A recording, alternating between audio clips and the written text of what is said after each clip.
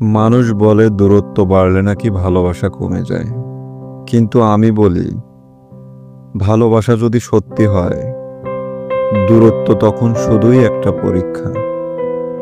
প্রত্যেক ভালোবাসা তো শরীরের নয়, মন আর অনুভবের হয়। হাজার মাইল দূর থেকেও একজন আরেকজনের জন্য চোখের জল ফেলতে পারে। যার মন পরিষ্কার, সে দূর থেকেও পাশে থাকতে জানে। আর যার মনেই নেই, সে তো কাছে থেকেও অচেনা হয়ে যায়।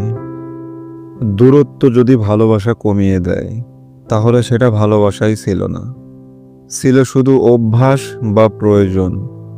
ভালোবাসা তো সেটাই, যেটা দূর থেকেও স্পর্শ করে হৃদয়।